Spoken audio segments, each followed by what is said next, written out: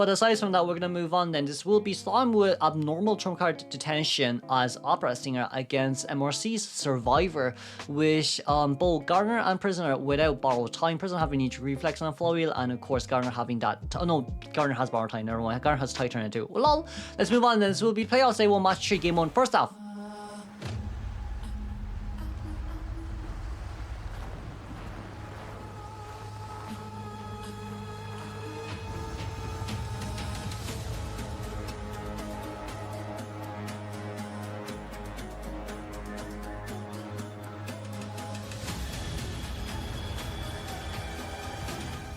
Okay, let's see here. Slime is kind of good. Okay, so we're gonna go straight towards the middle, and it's Shaq's Cypher Machine that actually has been locked here. So that just means Gardener has to be the one that rotates out. Meanwhile, Xiaodi here on the female dancer. We saw Prisoner immediately out of position. So Prisoner, we could potentially get electrocution here. We don't, just not yet. There's another window there for us to use. So I'm guessing if we use electrocution right here, it just means a bit more time bot. Okay, there's no window speed was left for us to use. There is a bit of an open area here for Prisoner to utilize as well, which is okay, but it seems like Slime would be able to find Prisoner here fairly early, 36 seconds down.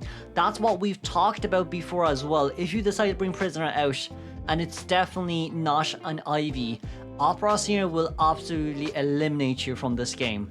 And because of that, that Prisoner pick, yeah, it's too risky as a Prisoner pick. That's just the thing. And like with the Red Church, yeah, with the Red Church map, it's more heavily favored towards the Survivors. We're gonna abnormal that one immediately too. So that's gonna be one full Cypher Machine down, as Whiting's gonna make his way in as well. Okay, if we can get a lot of presence from the Wilding, that'll be good. That will be good. But it seems like only with 2 hits is enough. Next hit is max presence here, so that's overall okay. And if Xiao Xiao wants a body block, it doesn't matter. I think you could just hit the Wilding there if you really wanted to. I think you could. But with the link up there from Prisoner, we do see Wilding trying to rotate away as much as possible here as well. Huh, okay. I feel like hitting Wilding there isn't bad. Because like Wilding seems like you want the body block for Prisoner. It should be Prisoner blocking, body blocking for Wilding, not the opposite way around. But if we see what's on nearby as the Gardener, did we get rid of that chair? I wonder. We did not? Okay. Then it just means that there's no chance of rebound kiting. Yes, we do have our next electrocution possible, but even with just that electrocution, I don't think it's enough. As we're just gonna skimmer through. Well, we're just gonna slide past Gardener and get rid of slow music boxes near this area. Is Gardener nearby? Gardener is, as we do see the bubble coming out there as well. And then we just wait.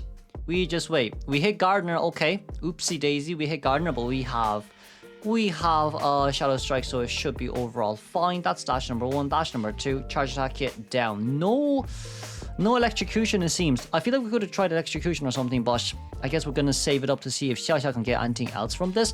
Now, that's a 40-second board time. That's a 40-second board time. That's a lot of board time right now. If we can Shadow Dance back, I don't think it even matters that much.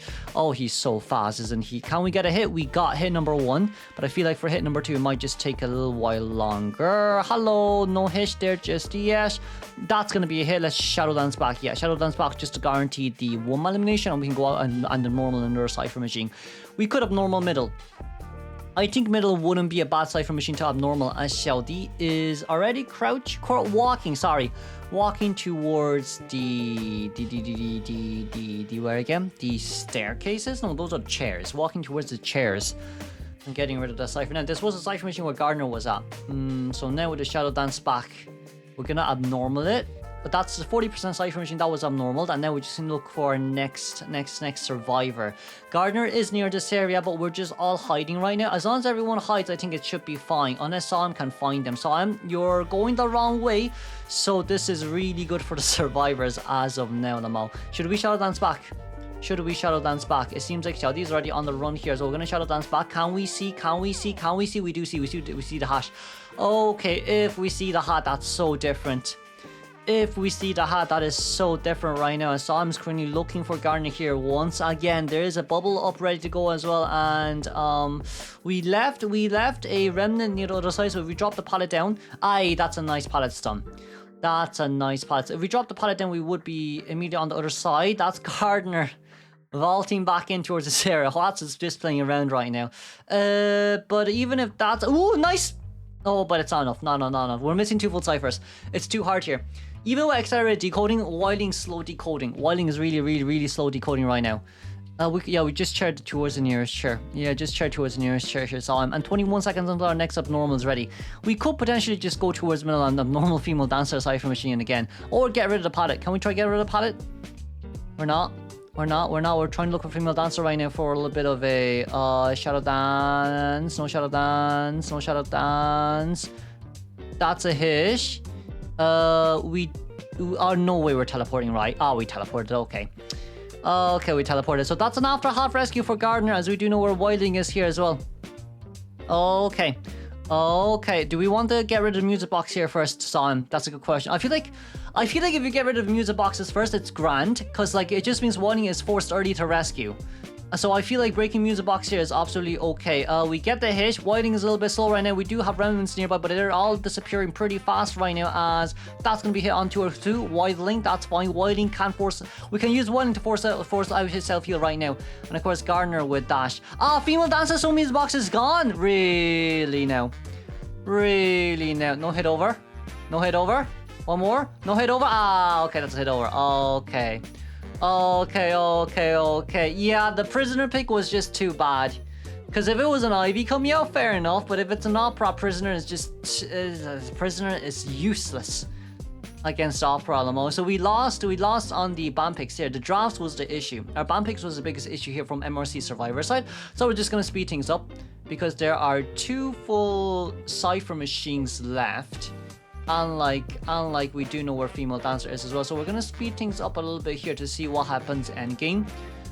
With female dancer going down, Wilding currently picked up, dropped down onto the board. We get the hit down on Wilding. Okay, this is going to be a really long slow game. They just decide to surrender. Okay, GG's. Okay, that's a 4-1 miniature here for Son. Let's move on.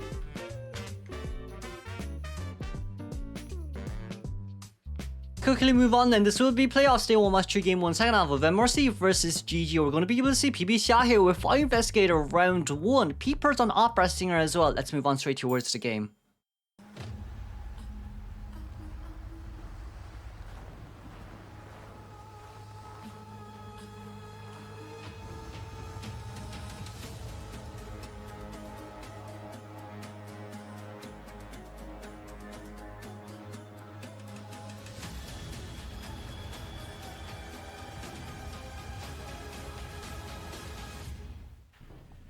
Okay, Xiaocheng's gonna spawn by Shake. With the Shake spawn like this, 18 being closely nearby as the Embalmer, I mean, tie game wouldn't be bad for GG Survivor right now, especially with how Hassan did last game. For now, we're running into a little bit more of an open area and then slowly closing in towards Graveyard here. More or less for Xiaocheng, we're just gonna have to see what we can do against an Embalmer in such a tight, well, in a heavy pallet area like this. We did get a hit right over the pallet though, as our persona tree is Trump Card Detention alongside with Max Pallet Breaking. Okay, overall early game is a little bit bad for Embalmer, especially with the fact that you've Peepers. You shouldn't really play mind games against, you know, an opera singer like that. But we are not going to be able to get the vault over the pallet, and it is 47 seconds in towards the game. And it seems like it's going to work pretty well here for our MRC's Hunter. That Peeper Opera did help us out quite a bit, especially with the pallet mind game and with the hit right over the pallet as well with that Terror Shock from elimination on 29% as of now. And we are going to immediately embalm. Overall, for now, what I would say is the survivors are probably going to look for a tie game here. Well, I mean, with the Embalmer coming out, that's what they're trying to do, which is why they're trying to sell. And preferably speaking, if Embalmer can down a little bit further away compared to usual, it of course would be the best too. But we wouldn't want to give Max presence here as well. Meanwhile, I'm kind of missing that Shadow Dance. Not Shadow Dance, Shadow Leap a little bit. We could have definitely gotten a second hit for Max presence, but overall it's not too bad for now, as our first officer already leaving his cipher machine for now.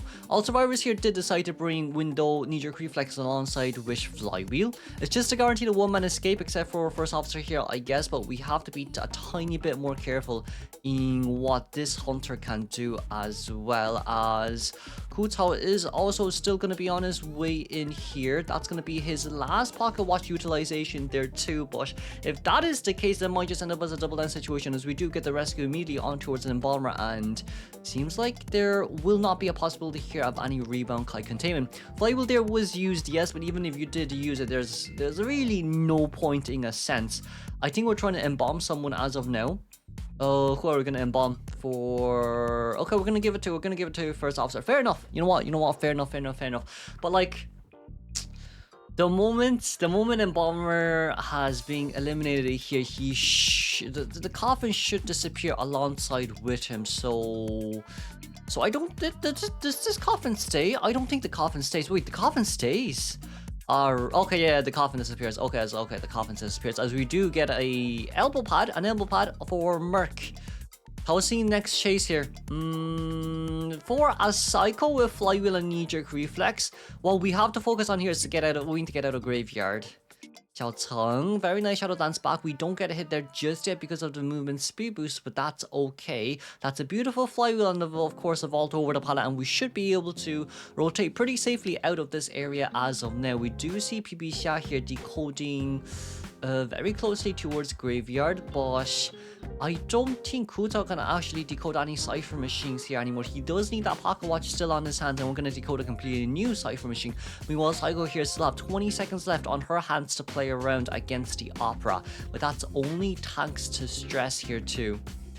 Which is why we talk about this a lot. Like, chip hunters don't necessarily counter Psycho, but if we can get a chip early on towards a psychologist, like, you just want to force stress down as soon as you can. But of course, with this in mind, Psycho is still trying to play around as much as possible, but it seems like we did get stuck between the pallets there just a little bit. But I mean, the cipher machine seems like it's going to be more than enough here for a tie still. For first officer, he most likely should have left the cipher machine a tiny bit earlier, but we do have a pocket watch here, so I do believe that this pocket watch is going to buy more than enough time, and it's the fact that I do think it's the fact that next pocket watch, very nicely done, and it's the fact that we do a 5-second tie turner for ourselves, and we have a mini tie turner there for, well, borrow time for ourselves to use, except for Psycho there. So we're going to have to see how well the body block goes. Just have to be a little bit more careful. That's going to be a hit, and I think that was a before half rescue, but we're probably just waiting for first officer to get a little bit further out to get his elbow pads. Now, as first officer just stays nearby, everything should be fine, unless we find first officer here immediately. We do have tinnitus, we do see the footprints as well, but missing that shadow leap kind of does hurt. We decided not to shadow dance back just yet.